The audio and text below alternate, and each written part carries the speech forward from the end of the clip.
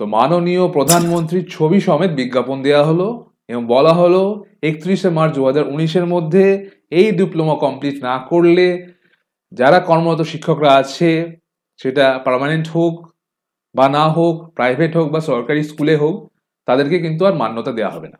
তো হ্যালো, সবাইকে ওয়েলকাম করছি টেট 360 ডিগ্রিতে। তো এনআইএস ডিএলএড নিয়ে বেশ একটা বিশৃঙ্খলা চলছে, বিভিন্ন রকম খবর আসছে। তো সেটারই লাস্ট আপডেট দেবো আজকের এই ভিডিওতে।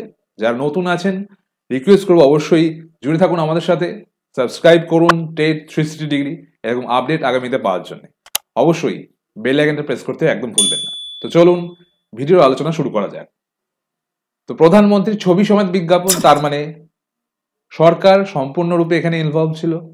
এখন সুপ্রিম কোর্টের রায় বেরোনোর পরে, নভেম্বরে সুপ্রিম কোর্টের রায় বেরোনোর পরই এখন চাকরি প্রার্থীদের থেকে সরকার সম্পূর্ণভাবে উদাসীন।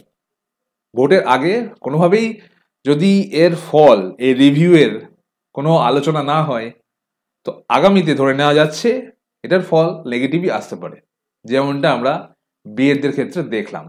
তো এনআইএস এর কর্তা সিভি শর্মা বলেছিলেন যে 2 বছরের কোর্স, কিন্তু আমরা 18 মাসের মধ্যে পরীক্ষা নিরীক্ষা করে ইনডোর টিচিং আউটডোর টিচিং করিয়ে এটাকে কিন্তু আমরা কমপ্লিট করে দেবো। এই ডিপ্লোমাটা স্টেট হোক, নিজের স্টেটে হোক বা বাইরের স্টেটে হোক, ভারতবর্ষের যে কোনো জায়গায় যে কোনো স্কুলে সরকারি চাকরির ক্ষেত্রে মান্যতা পাবেন এবং অ্যাপ্লাই করতে পারবেন। কিন্তু আজ কোথায়? যেখানে MHRD involve, NCT involve, notification বার করা হয়েছে। তবে হ্যাঁ, এখানে পরিষ্কার বিএডদের ক্ষেত্রে যেখানে দেখা গেল যে গ্যাজেট প্রকাশ হয়েছে, সেটাকেই মান্যতা দিচ্ছে না সুপ্রিম কোর্ট। কেন তাদেরই যে পূর্ববর্তী যে নিয়ম সেটাখানে ফলো হচ্ছে না, বা ফান্ডামেন্টাল রাইটস যেখানে ফলো করা হচ্ছে না, সেখানে সেই গ্যাজেটকে মান্যতা দেওয়া হলো না, 2018 গ্যাজেটকে। আর এই ক্ষেত্রে কোনো রকম গ্যাজেট কিন্তু প্রকাশই হয়নি, শুধুমাত্র তড়িঘড়ি ঘর থেকে ডেকে নিয়ে আসার মতো করে শিক্ষকদের এই ডিপ্লোমা করানো হলো। এখন বলা হচ্ছে মান্যতা দেয়া হবে না।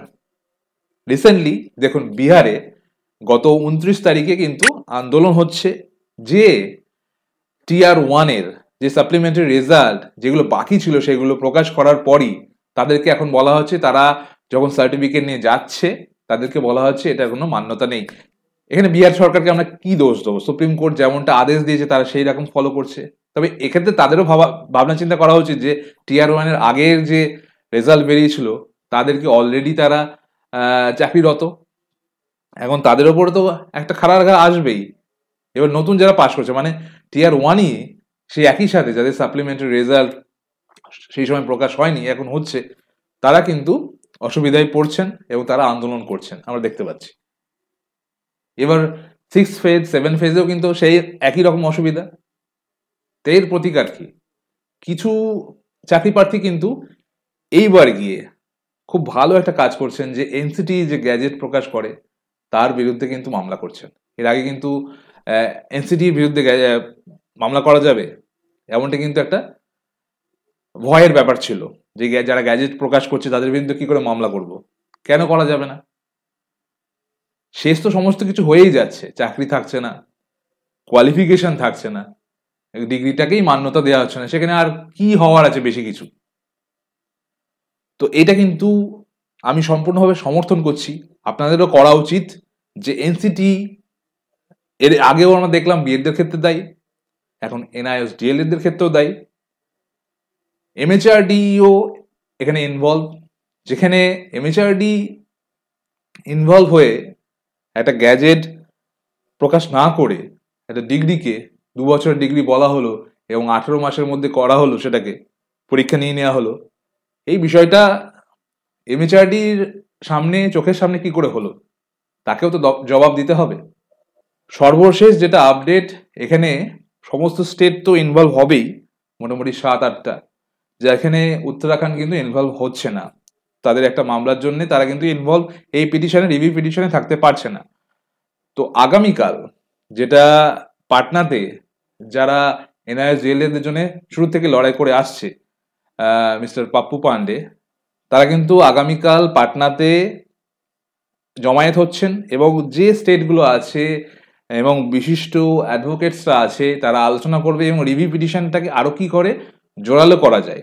তো সবাই যারা এনআরএস ডিএলএড প্রার্থী অবশ্যই তাদের সমর্থন করুন এটাই কিন্তু শেষ সুযোগ।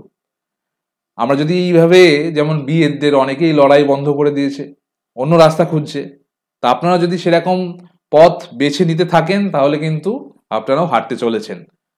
খুব জোরালো রিভিউ পিটিশন যদি দিতে হয় সুপ্রিম কোর্টে, কেন শুধু শুধু চলে গিয়ে তো কোনো লাভ নেই, আবার হেরে যেতে হবে। তো জমায়েত হতে হবে, সংগঠন তৈরি করতে হবে এবং লড়াই করতে হবে এনসিটি এর বিরুদ্ধে এবং এমএচআরডির বিরুদ্ধে।